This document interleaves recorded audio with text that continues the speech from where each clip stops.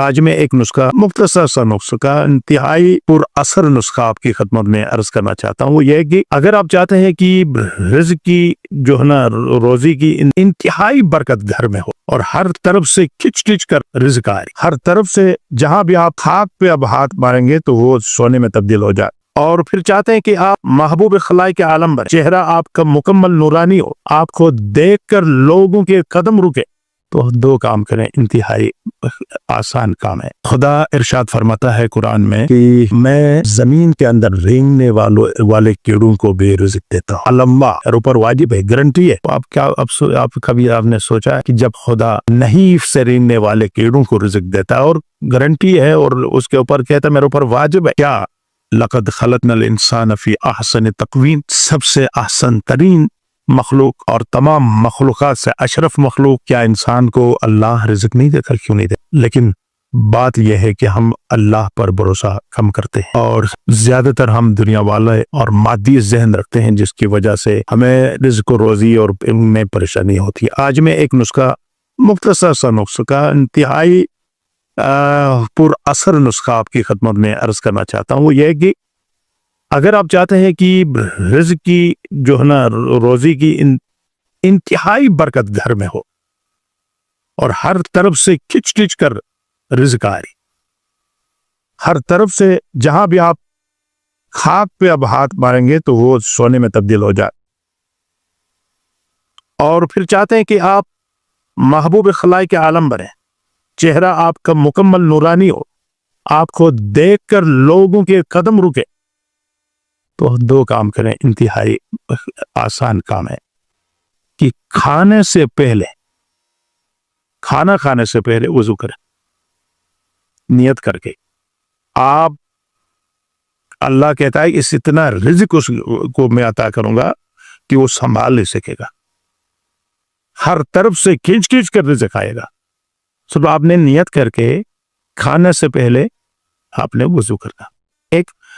اور اگر چاہتے ہیں کہ آپ کا چہرہ نورانی ہو، چہرے کے تمام داغ، تمام وہ دبے اور جس کی وجہ سے آپ کا چہرہ میں چہرے کے اندر مسائل ہیں، تو اس کو کا حال کہتے ہیں کہ آپ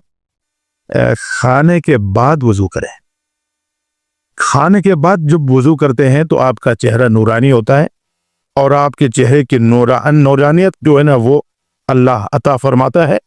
اور اس قدر نورانیت کے لوگ حیرت سے آپ کی طرف دیکھیں گے کہ یہ بندہ کتنا نورانی ہے. پروردگار آپ کے توفیقات میں اضافہ فرمائے. یہ دو کام کریں کہ رزق کے لیے کھانے سے پہلے وضو،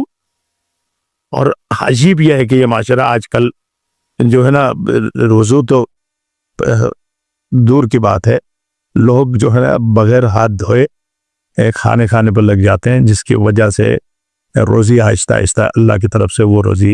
بند ہوتی ہے اور اس گھر میں جو ہے نا وہ رزق کا سلسلہ بند ہو جاتا ہے. ایک زمانہ تھا لوگ گھروں میں ہاتھ دھلاتے تھے، آج تو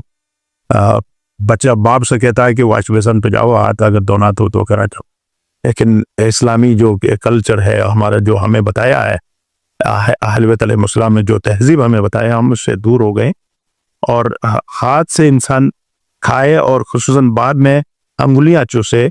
تو 70 بیماریوں کا علاج ہے یہ. اور ہم اس سے بھی گئے ہوئے ہیں، اور کانٹے ہیں، 7 چمچے ہیں، اور چمچ لے کر ہم مختلف ماڈرن اس کی طرف جا رہے ہیں اور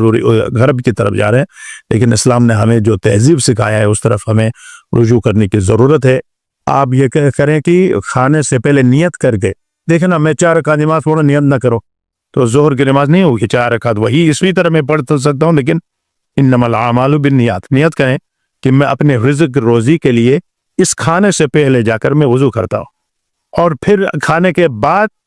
آپ نیت کریں کہ میں چہرے کی نورانیت کے لیے میں کھانے کے بعد جا کر وضو کرتا ہوں. یہ درمیان میں کھانا ہے، وہ کیوں ہے؟ یہ خود ایک فلسفہ ہے جو کلپ لمبا ہو جائے گا. اور آپ سے میں گزارش کروں گا کہ اگر یہ 2 چیزیں کر کے چہرے کی نورانیت بھی پائیں اور ساتھ ساتھ رزق سے بھی مالا مال ہو جائیں، پروردگار آپ کی توفیقات میں اضافہ فرمائے.